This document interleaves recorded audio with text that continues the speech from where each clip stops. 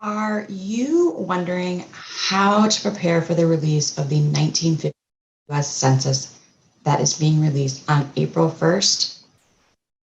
In this video, I'll walk you through my process so you can use it or adapt it for your own preparation. So hey there, I'm Julie Cahill-Tarr with Genealogy in Action, and I simplify advanced genealogy research concepts so you can chase down your elusive ancestors quickly and confidently.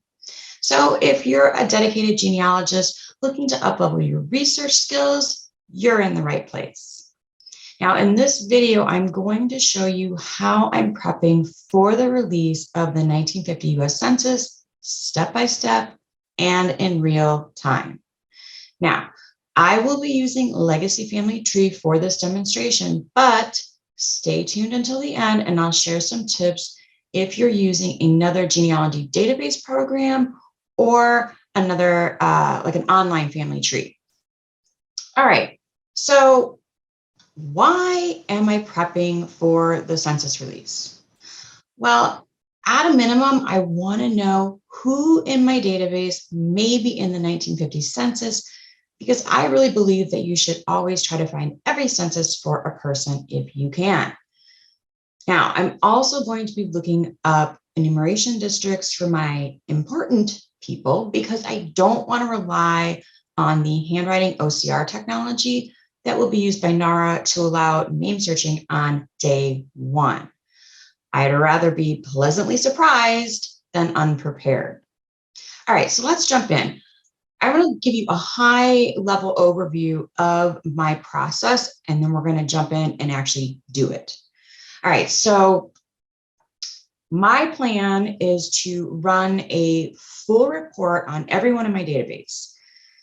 I'm going to then tag them with a 1950 census tag so that anytime I'm in their profile, I know that that person needs the 1950 census found for them. And I can do that now, later, 10 years from now, whatever. But as long as they're tagged, I'll know. And then when I find the 1950 census, I will untag them. So that's a lot of people in my database that are probably going to be living at the time of the 1950 census. So from that, I am going to narrow it down to people who are in my direct line and their immediate families, because otherwise we have like a ton of people, and I don't plan on looking for all those people on day one or day two or day three. So I want to narrow that down. I'm also going to include some people who I am working on that the 1950 census might be helpful, even though they're not in my direct line. So, or in their immediate families. So I'm going to be adding a few people to that list. Once I have that report and everybody's it's narrowed down to my important people, I am going to export a CSV file, which is a comma separated values file. And then I can import that into a spreadsheet program like Excel or Google Sheets. Once I've got that set, I'm going to format the spreadsheet, add a couple columns, and then I'm going to go through and just view each profile of each person on that list and record whatever address or addresses are closest to 1950. So I'm going to do a last known prior to April 1st and a next known after April 1st. If they're the same, great. If not, I've got two different things to look for. Then I'm going to take that and I'm going to look up the enumeration districts for one or both addresses and record that information in the spreadsheet. And that is what I'm going to work from moving forward on day one. All right, so we're going to switch over and I'm going to demo this and hopefully it will go well because, like I said, this is, kind of in real time, step by step, when we're going for it.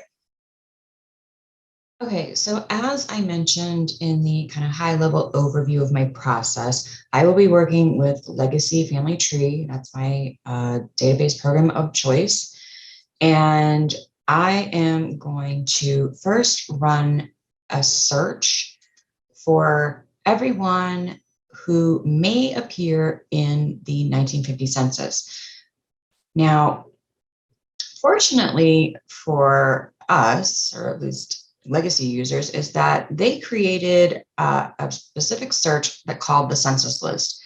And they did this in preparation for the 1940 census back in 2012. So I'm going to click on that tab and I'm going to run the report. Basically everything here, I'm choose the country, obviously the US. We're doing 1950 census, but you can also do this for others as well. And then you can modify these as you choose. So if you want the average lifespan to be 100 years, you could certainly choose that. Because what it's doing is it's going through each individual, and if it matches the criteria and they appear to be living in 1950, then it will return them in the report. You can also include only ages from a certain range, a particular gender, and then there's some options over here. So you could exclude individuals from the search list with location percentages less than 50%. And what that means is that what it does is it figures a probable, or like the probability of a possible location, and ranks it. So if it's under 50% and you want to exclude those, or you can change the percentage, you can certainly choose that. I am just going to leave everything as the default. And I'm going to make sure that clear list before this search is checked, and I'm going to create a search list. Okay, so according to this, I have 2,800 plus individuals that are probably alive in 1950, living in the United States, and therefore probably appearing in the 1950 census.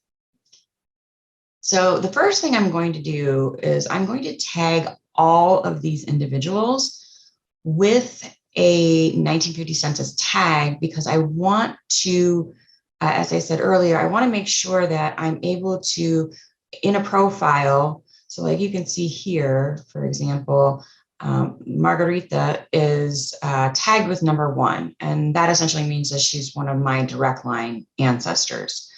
So I'm going to assign a tag for these people so that when I see their profile, if I see a tag, whatever I associate with 1950, I know, oh, I need to go look for that, either add it to my to-do list, or if I'm working on a project, I may add it to my research plan if I think it's needable, and kind of go from there. So first, I need to get them all tagged. So I go to options, I go to advanced tagging, and I want to tag.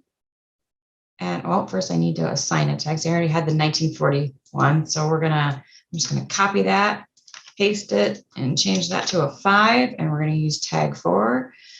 And I need to change this to tag 4. And I want to do everyone in search list. Click on that. And so now all the people in this list are tagged.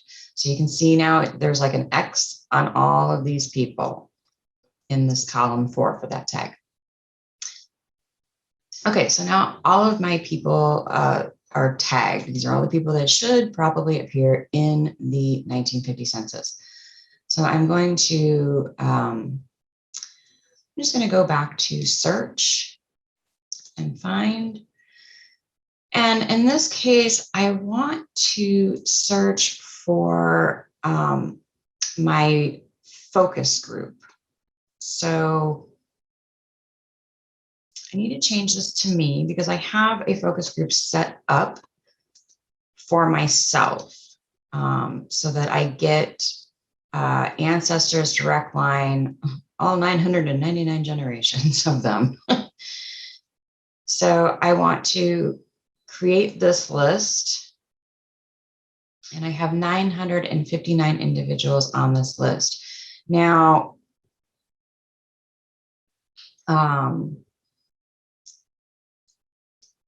sure that it was mine. Okay, so making sure. It's been a while since I've done this. I told you, live, real time kind of going on here. All right. So from this list, I want to figure out who on this list was living in 1950. So I'm going to go back to search, find. Now I can run this census list again if I wanted to. Or I could do a detailed search and I could probably just do the tag. So, but I'm going to do the census one again, and because it's already set up. And instead of clearing the list before this search, I'm going to say only search the search list. So the list that I just generated with the 959 people, part of my focus group on my direct line and immediate family direct line ancestors and immediate family, I want to find only those people that fit the census criteria on that list of 959. So that's why I need to change it to the only search the search list. And I'm going to say create a search list. And I'm down to 84 individuals. Much more doable, right?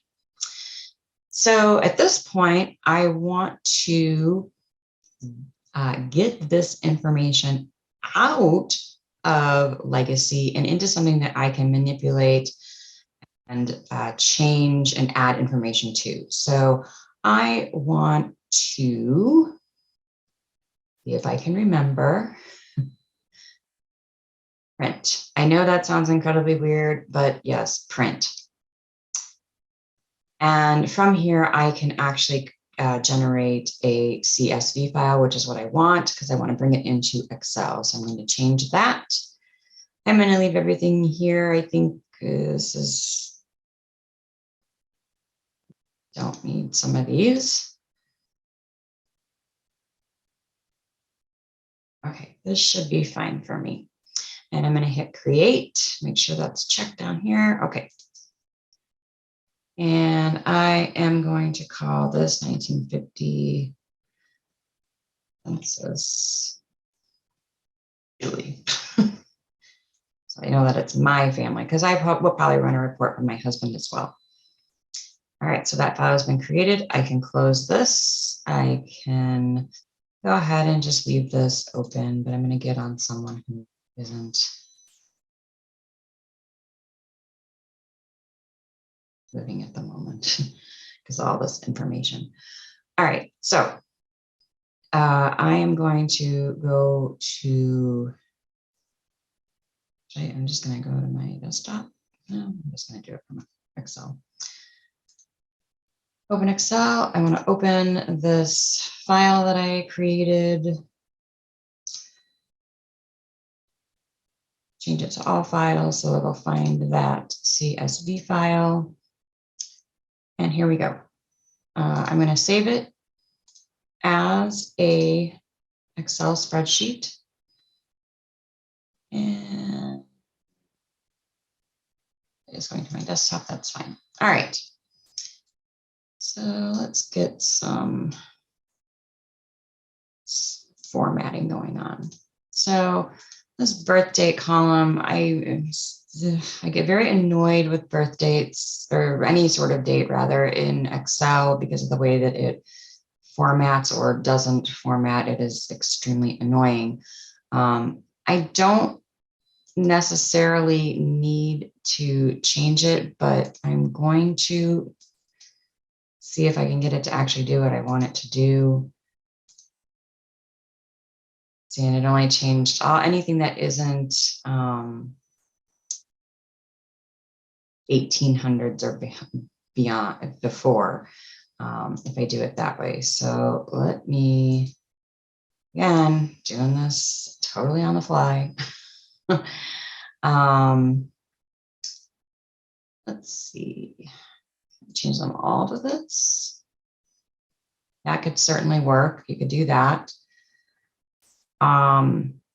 It's just a point of reference. So when I'm doing the searches, I know approximately their age, so I don't look for the wrong person. All right, so that's driving me nuts. All righty. So I typically use these RIN numbers. It just helps me identify who's who, especially people that have the same names. So I'm going to keep that column there. I have the parents' names if necessary. So for example, this is my dad, and I know that he's in this household because he was born in 1945. So what I'm going to do here is I'm going to add some columns. First, I'm going to add a column for last known before April 1st, 1950. And next known.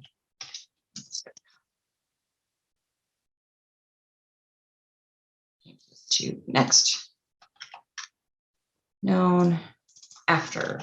So I'm going to be looking for two particular addresses. So let me make these a little bit bigger. All right. So that's going to be the first thing I'm going to do. So we're going to kind of work in both programs right now. And so hopefully I can make this work. Make it a little bit bigger. All right.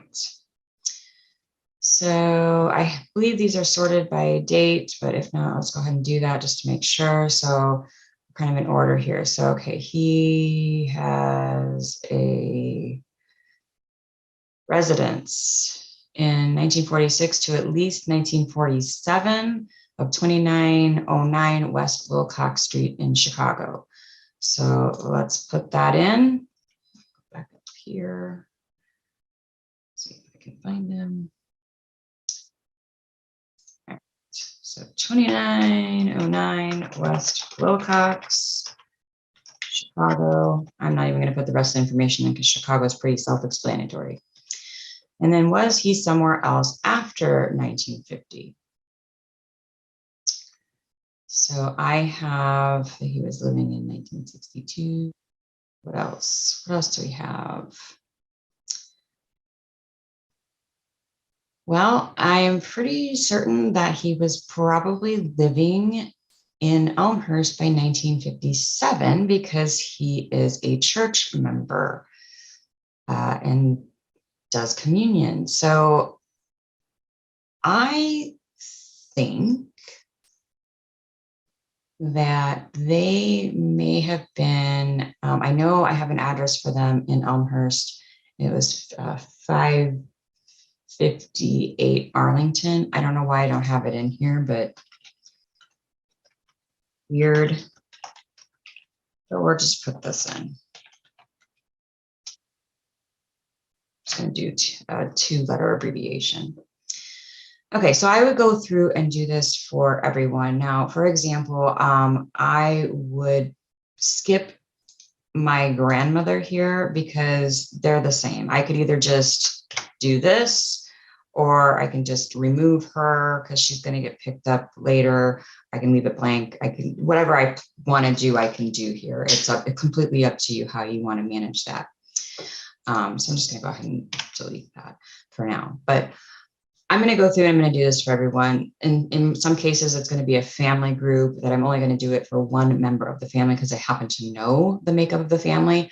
In other cases, I may have to do it for multiple people because in some cases, some people may have been part of the household with their parents in 1947, but were often married in 1952, so they could be in either place in 1950. Okay, so that's kind of just some food for thought there. All right, so I would go through and do this for everyone, and then I would go and look up enumeration districts kind of all at once. So what I'm going to do here is I'm going to actually close this search list and minimize that and make this spreadsheet a little bit bigger.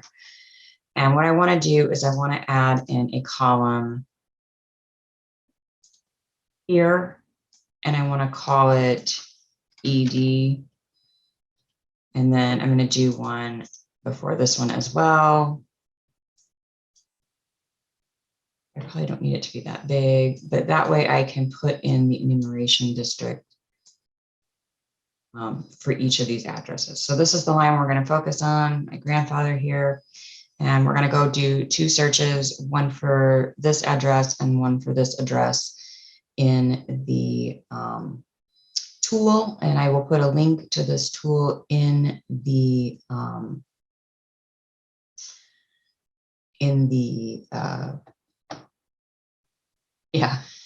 description. Boy, I'm on a roll today. So it's stevemorse.org. But okay. And we're going to go to the US Census tools, and we're going to choose the Unified 1880 to 1950 Census ED Finder. ED is enumeration district. So let me minimize this a little bit. So we are looking for this address here. So state is Illinois, county is Cook, and city or town is Chicago. Now, this is a lot of enumeration districts, and I really don't want to go through all of these. I don't even want to scroll through them all. So we need to add some more information. So I am going to put in 2909, and I am going to do, oops. I'm going to find Wilcox in this long list of street names. All right. So we've narrowed it down to like maybe 15, 20. In this case, I'm going to add a cross or back street, and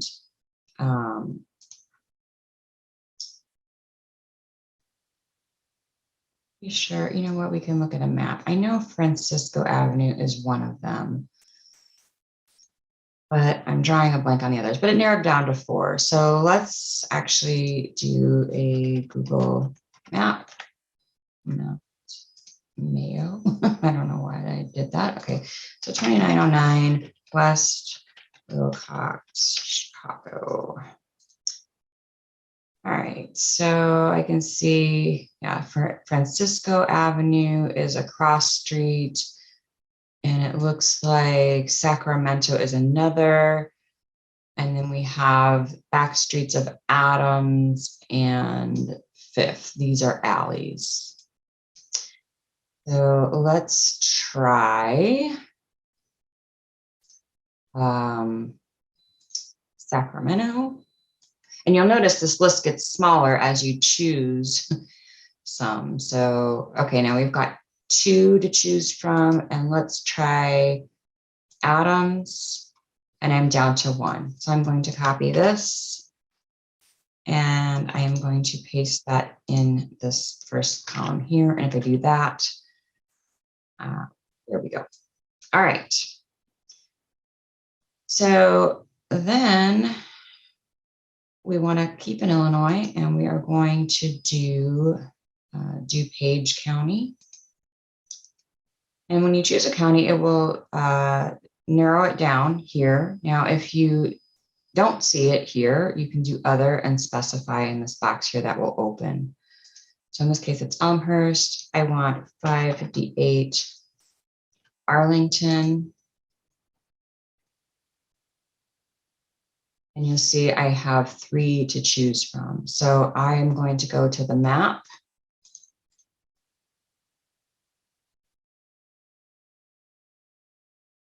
Do that so I don't have to type.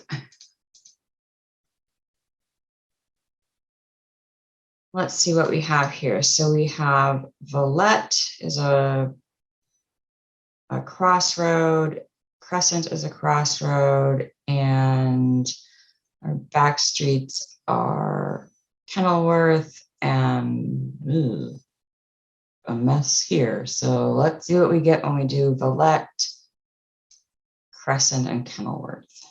So we'll start with Villette. And I didn't have to go any further. It's just, this is the only one that it will appear in. So bring that over here. Yeah. Now, there are other tools that you can use on this website. And I'm going to stay in Elmhurst, but we're going to do a different address because I want to show you how this enumeration map can be helpful. So I'm going to put in this address. And so we have 1, 2, 3, 4 different enumeration districts for this address. And I start to narrow it down. And I happen to lived here at one point, so I actually do know the all the back roads, and and I still get 2, and I can actually put in the other one, and it will still give me. Oops, I chose maple and not walnut. It will still give me these 2. So I am going to look at this enumeration district map because I want to know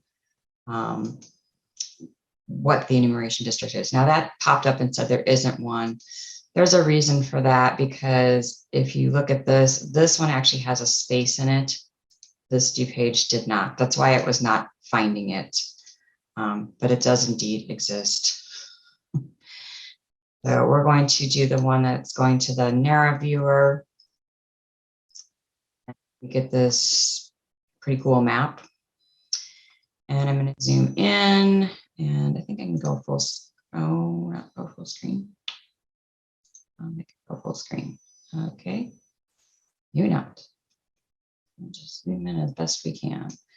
So we saw 22.1 and 22.2. And you can see 22.1 and 22.2 here, okay? And it's in this second ward. Now, the reason it wasn't showing up, first of all, the street isn't even on this map. It is actually like right here. The house is like right where it kind of ends. Actually, this map is a little older. It's not quite 1950, if I remember correctly. So it's a little off. But I can tell by looking at this that, first of all, the street here, so Fremont is the cross street. Unfortunately, on this map, it does not go through. Additionally, this street, which is now Armitage today, it was called Milton, and it also is city limits. So if I go back to this map, we see city limits as an option. So, but it's still giving me these 2. So it's not being very helpful. If I change it to Milton, it actually does give me the correct one. So you can play around with that looking at the map, or you can just look at the map and say, okay, it's right here. This is where the house is, like literally right where my arrow is pointing. It's in 22.1, not 22.2. One other thing I want to mention is, let's reset this whole thing. So searching for rural areas can be a little tricky too. I have a great aunt, in the 1950s, she was living in, most likely living in Sharon, Walworth County, Wisconsin, which isn't that far from where I'm currently located. So that's a very rural area. So let's try to see what happens when we try to look up the enumeration district.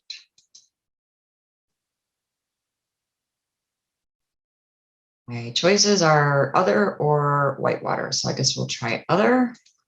Type in Sharon. And I get 3 different enumeration districts. And honestly, I don't want to look through all 3. So I'm going to go to this ED map. see what we get here.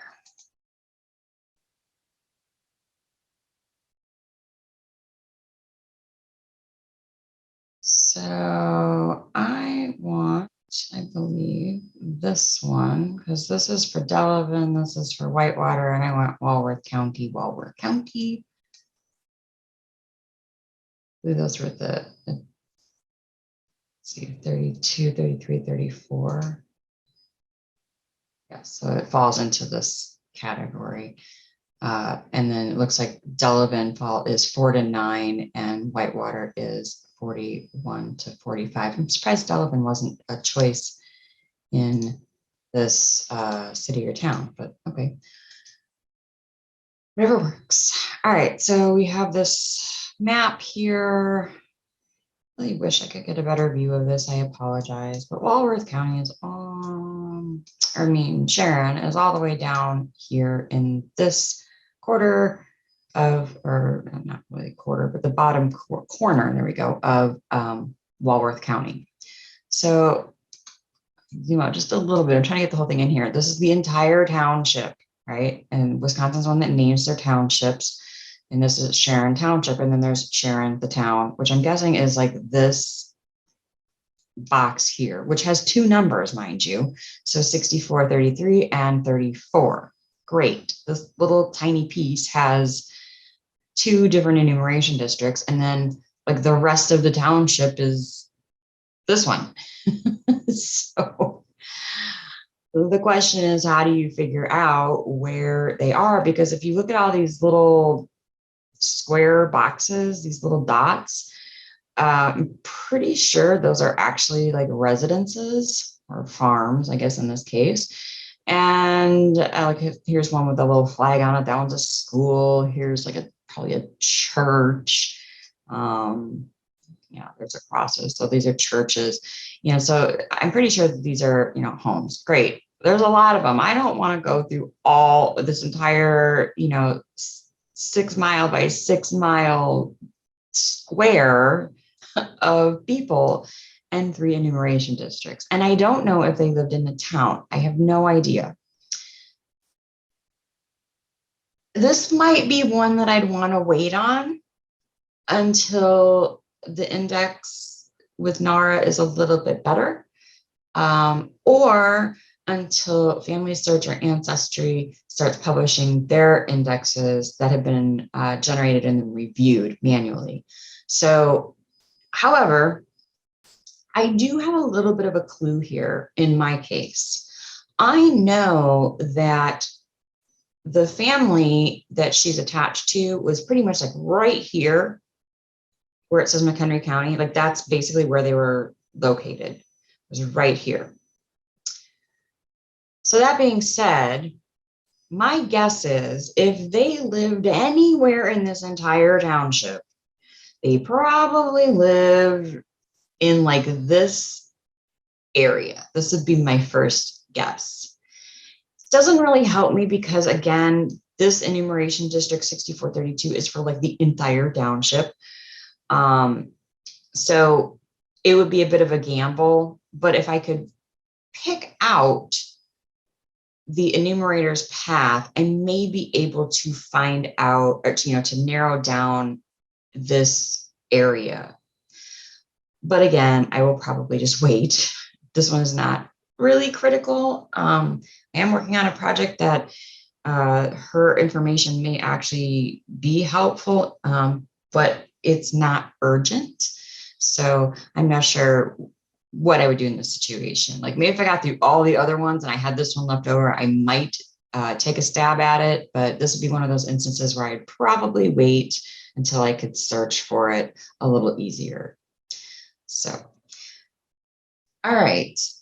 That is pretty much it. Again, this website, let me go back to the homepage again so I can show you this one more time. So it's stevemorse.org and you will choose US Census and this Unified 1880 to 1950 Census ED Finder to come to this and then fill out the form. All All right, so let me get back on camera here and we will move on and wrap up. All right, so if you're using another genealogy database program like Roots Magic or Family Tree Maker or Family Historian and many others, check to see if there is a pre-made census report or something similar. So by pre-made census report, I'm talking about what we saw in Legacy. There's a specific report for that purpose. I know Roots Magic has a report. Gosh darn, I forgot the name of it. Who Was There? I think it's called Who Was There. And I think you can run a report from that specifically for the census, among other things. But I'm not sure if you can export the information into a file that you can get in and manipulate in like Excel or Google Sheets. I'm not 100% sure. If they don't already have a pre-made report, or if you can't get the data out in a way that you want to work with it, if working from a report is fine for you, then by all means, a paper report or whatever, by all means, go for it. Otherwise, you'll have to create a custom report and you'll need to use conditions such as, like, I want to find all the people born before April 1st, 1950. I want to find of those people, the people who died after April 1st, or the death date is blank. The resident event should contain the United States. So, because if they never came to the United States, they're not living here in 1950. And any other conditions that you think are relevant, especially if you want to narrow down further. Now, if you only store your tree on a genealogy website, such as Ancestry or MyHeritage, you'll have to export a GEDCOM file to work with the data. Now, the GEDCOM file can be imported into a genealogy database like Legacy or Roots Magic, at which point you could run a report like I showed you, especially in Legacy, or a custom report in Roots Magic or any of the other programs. Otherwise, you'll have to use a program to convert the GEDCOM file into a comma-separated values file, or CVS file for short, in order to bring that data into Excel or Google Sheets. From there, you can manually filter and sort the data to get the list of people that may appear in the 1950 census. It's a little more tedious, a little more time-consuming, but it is doable. And to find a converter program, you can simply search for like GEDCOM to CSV on Google or your favorite search engine, or head to Cindy's list for several options to choose from. And I put a link in the description for this video. All right, so now that you've seen my process, it's your turn to generate your list of people that should appear in the 1950 census so that you can systematically work through each person. Now, if you plan to do some searches on day one, such as for yourself or your parents or grandparents or other like must find right away people or my important people, I strongly suggest looking up enumeration districts just in case the index doesn't help in your search. Because remember, the index will not be perfect. So having that information may be the only way to find those individuals right away. And to be quite honest, I think it's fun sometimes to do research the old school way. Now, I hope you've enjoyed this video and that you're ready to prep for the 1950 US Census release. If you found this video helpful, don't forget to subscribe using the button below and click the little bell so you'll be notified when new videos are released.